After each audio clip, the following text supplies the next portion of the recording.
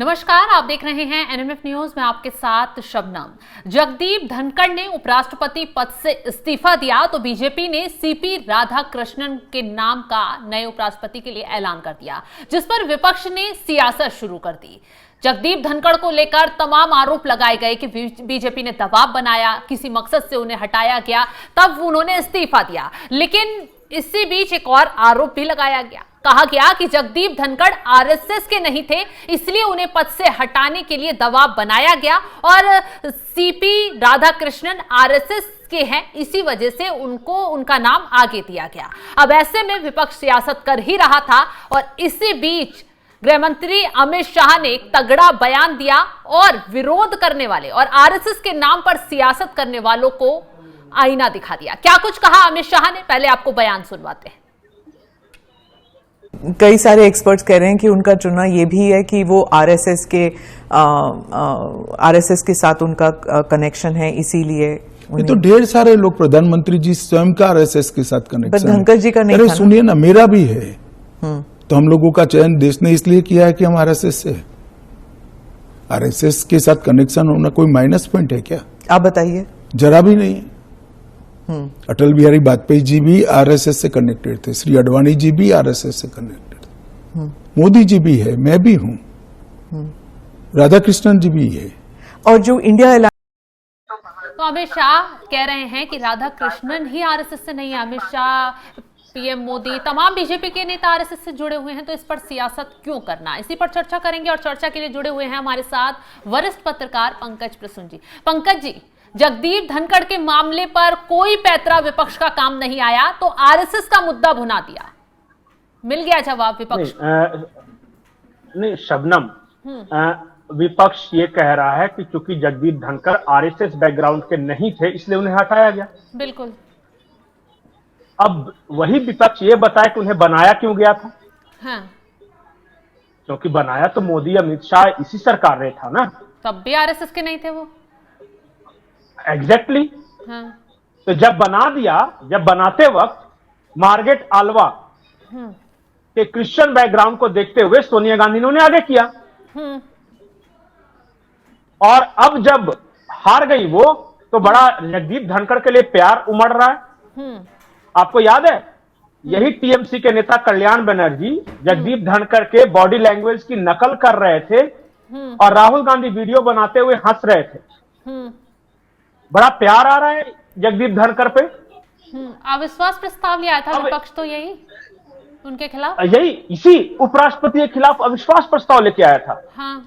और आज बड़ा चिंतित है कि जगदीप धनखड़ कहां है। जगदीप धनखड़ ने अपने इस्तीफे में क्या लिखा कि उनका स्वास्थ्य अचानक खराब है, इस वजह से वो इस्तीफा दे रहे हैं। अब बताइए, जगदीप धनखड़ इस्तीफा देने के बाद स्वास्थ्य लाभ ले रहे हैं। अब ये कह रहे हैं कि उनको हाउस अरेस्ट कर लिया।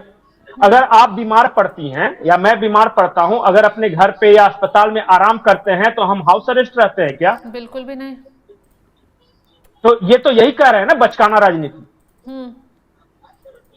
दूसरी बात, संघ आरएसएस, तो अमित शाह जी ने कहा कि आरएसएस का बैकग्राउंड होना मतलब कोई माइनस पॉइंट है।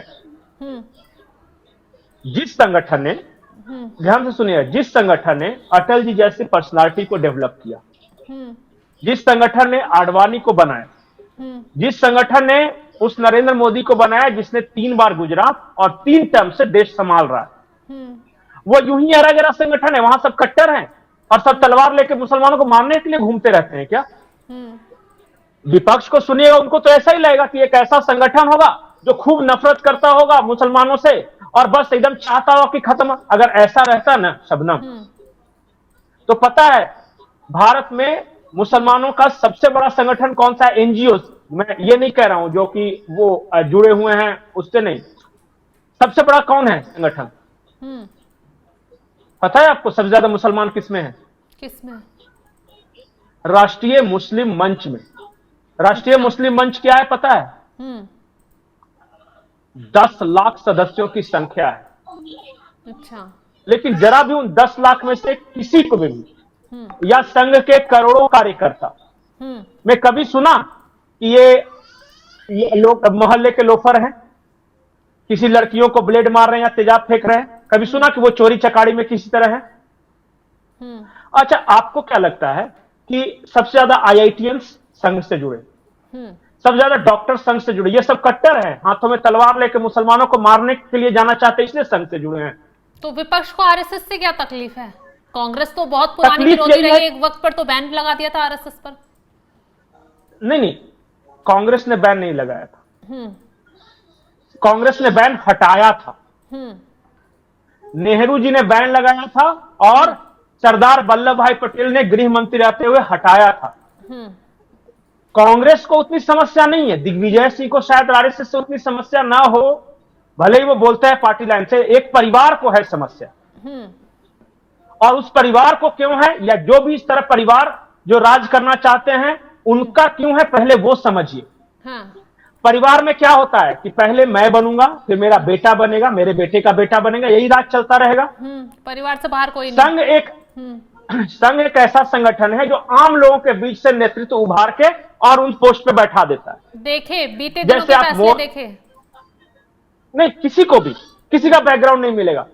अटल जी के पिताजी बाप दादा कोई नहीं थे प्रधानमंत्री, वो बने। मोदी जी के कोई नहीं है, वो बने।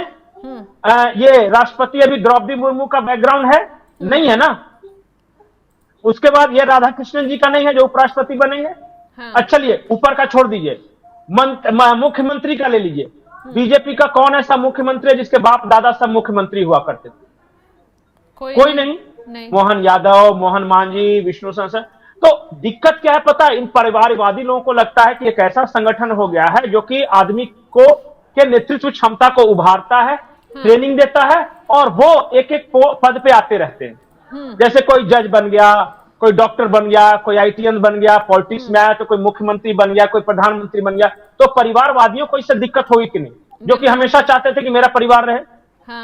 यहां पे आरएसएस से नफरत की वजह है, और मोड़ते किस तरफ है? मुसलमानों की तरफ।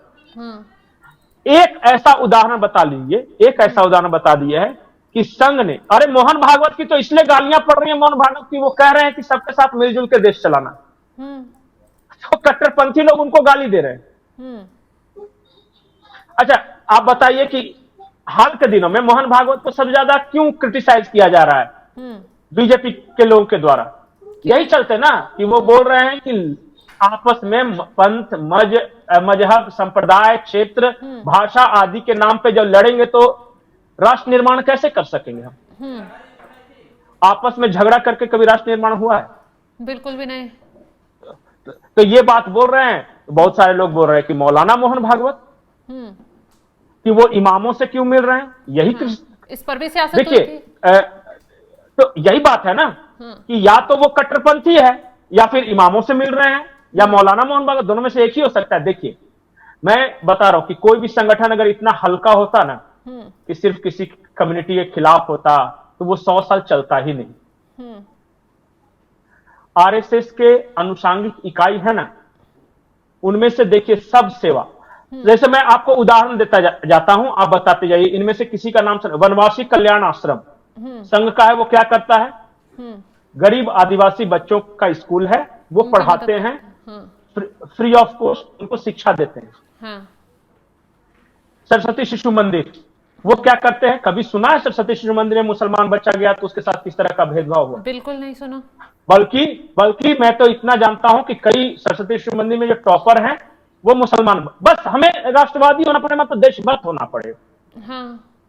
मतलब वो नहीं चलेगा कि सऊदी में बारिश हुई तो यहां छाता खोल कर बैठे हुए हैं कि यहां भी होगी, वो वाला सोच नहीं। उसके अलावा किसी से कोई ऐतराज नहीं।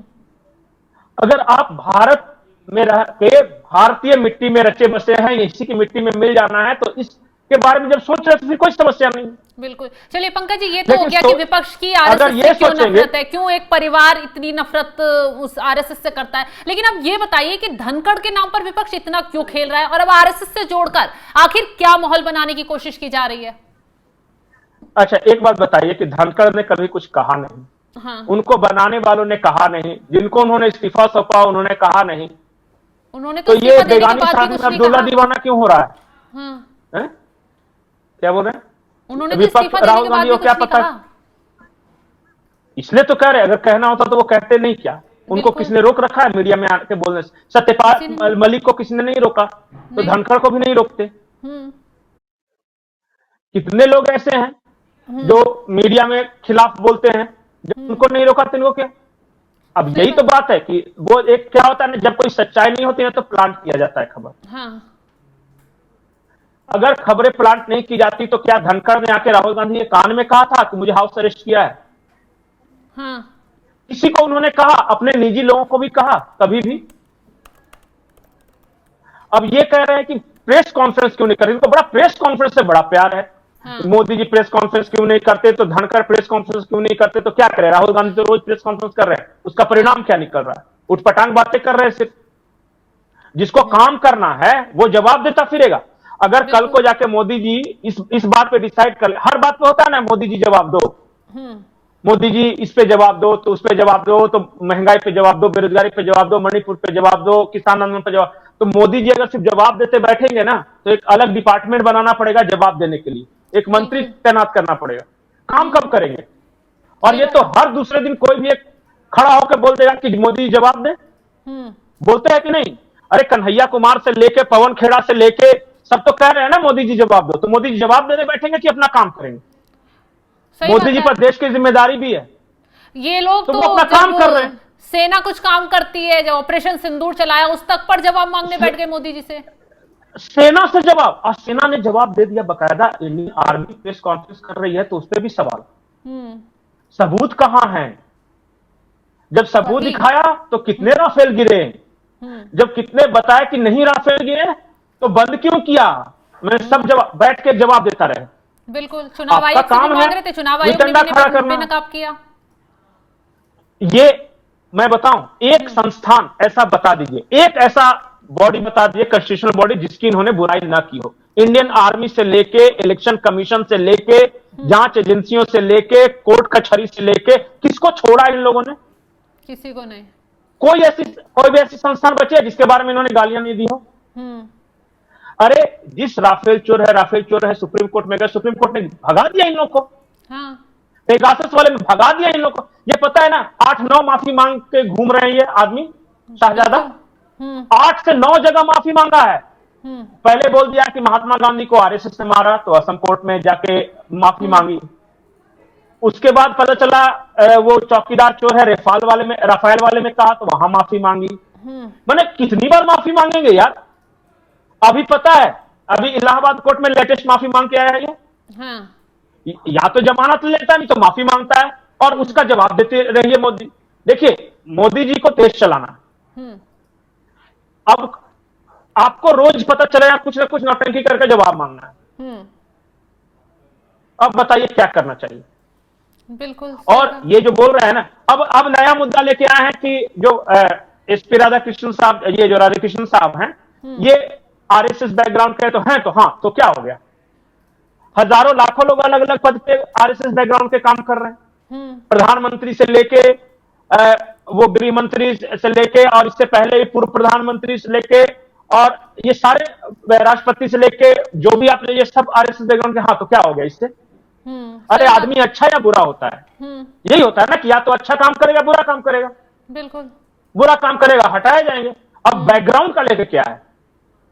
अब कल को कोई बोल दे कि गांधी बैकग्राउंड का है तो उसका हम विरोध करेंगे, ये कोई तरीका होता है? चलिए, आदमी अच्छा बुरा है ना। बिल्कुल। इसी देश ने इंदिरा गांधी का सम्मान किया कि नहीं किया? लेकिन वही देश राहुल गांधी को नहीं करे। तो गांधी सरनेम में बुराई नहीं है, आपकी पर्सनालिटी में कमियां हैं।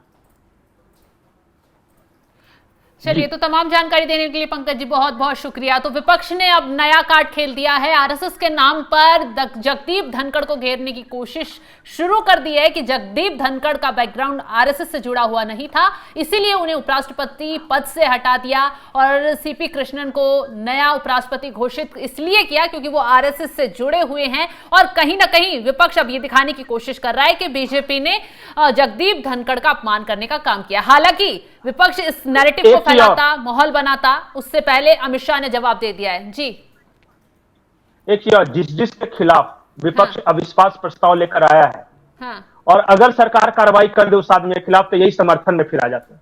जैसे जगदीप धनखड़ जी के खिलाफ अविश्वास प्रस्ताव लेके आया। हाँ। जगदीप धनखड़ जी ने खराब स्वास्थ्य के कारण इस्तीफा दिया, तो अब धनखड़ के साथ ये लोग दिख रहे हैं। अभी फिर अविश्वास प्रस्ताव लेके आने वाले हैं ये 3 कानून पर। देखिएगा कल को कुछ होगा, पता चलेगा कि ये यही साथ, अगर सरकार कार्रवाई करती है या नहीं करती है तो यही साथ दिखेंगे उस आदमी के। बिल्कुल, ये तो वैचारिक दरिद्रता है एकदम, बिल्कुल सही कहा आपने। तो चलिए, तो तमाम जानकारी जो हमने आपके साथ साझा की है उसको लेकर आप क्या राय रखते हैं कमेंट बॉक्स में जरूर बताइएगा, और अमित शाह ने जो विपक्ष को जवाब दिया है उसको लेकर कमेंट जरूर कीजिएगा। नमस्कार।